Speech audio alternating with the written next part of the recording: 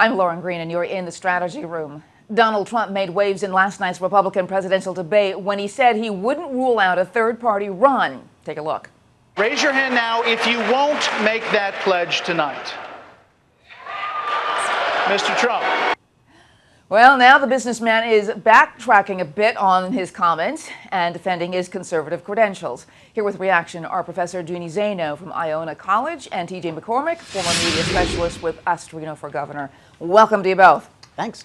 All right, so you heard what he said last night. I want to play for you now what he said this morning on Fox and Friends in response to that question. Take a look.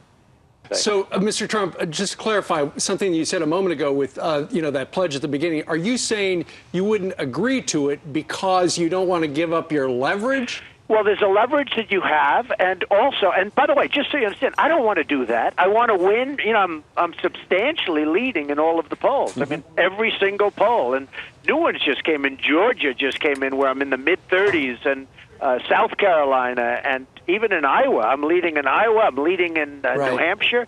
So I'm leading in all these polls and substantially leading, and that's what I want to do. I want to run as a Republican because that gives the best chance to win. But if I'm treated with respect, as the party should do, and if I like the person that is going to win, if it's not going to be me, I would not run as an independent. But I still don't want to give up the leverage, but I would give it up in that case. All right. So, TJ, what do you think about that answer? Trump being Trump.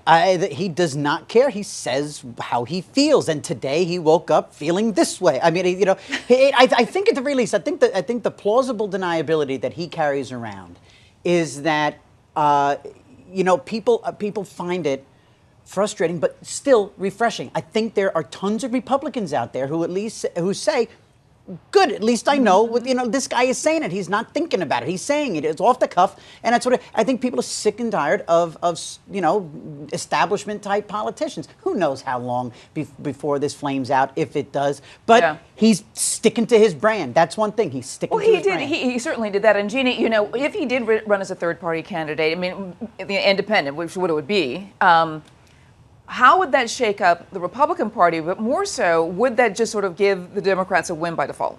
And I think that's been the fear all along of the Republican Party, as they've had a lot of angst in terms of how to treat Donald Trump, with this fear that if he does run, he is going to, leading in the polls right now, take away some of their important voters and hand this election over to Hillary Clinton or whoever the Democratic nominee is. The irony of this is there was a school of thought that Ross Perot handed the election in '92 to Bill Clinton. Now, that's probably been proven wrong. He probably took from both sides equally, but there is that kind of irony that you could see a businessman with an independent, run who could hand it to the other party. But the difficulty here for Donald Trump is independents would have a very tough time historically in this country winning. So if he really wants to win, he should make the argument to the Republican Party and try to win the Republican nomination. He should not look for a third-party run because that's going to be harder. And speaking of arguments, I mean, how did he do last night's debate? When I saw him on the stage, I never really got the feeling that he ever answered a question. Right. I mean, and even in this response this morning, it almost seems like he's saying, if you don't make me the GOP nominee, I'm going to take my $8 billion. Last night it was $10 billion. It fluctuates. And go home. Right. Yeah. I want his broker. I could use that. He can make $2 billion in a week. I could use that kind of fluctuating. My accounts fluctuate this way, or way down. Now, again, he's sticking to his brand, as our good friend Tantillo would say. He's sticking to his brand, and that works. And you know what? His brand is, I'm going to pick up my ball and go and leave the playground if that's what it takes. But but again, he in terms of the questions he was answering different questions than the others. I wouldn't be surprised if he was spent all week practicing for policy questions, and here he was answering his own personal biography questions. And, 10 years ago it was this, Mr. Trump, and that. So but again, I think.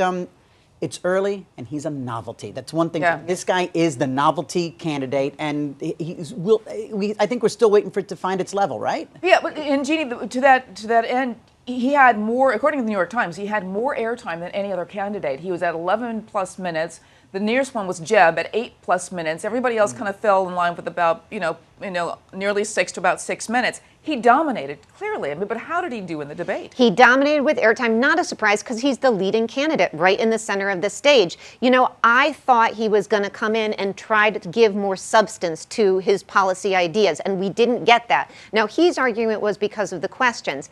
I don't buy that so much. He was asked questions that could have lent themselves to him answering in a policy substantive way. The one on immigration. But I will tell you, nobody in their right mind says what he says about women in a professional context and gets away with it. It was horrendous. And universally, cheers to Megyn Kelly for calling him out on that and giving him the opportunity to step back, which he didn't take. And so, to me, I thought it started, going downhill pretty much from the raising of the hand in that point. And, I thought his closing was really lackluster as well. That's something you could prepare for. Ben Carson did a masterful job. Nobody was going to beat Carson's closing. And he really hit it out of the ballpark. Brilliant. Love it. It's great. All right. Thank you so much, T.J. McCormack and Jeanne Zaino for being here.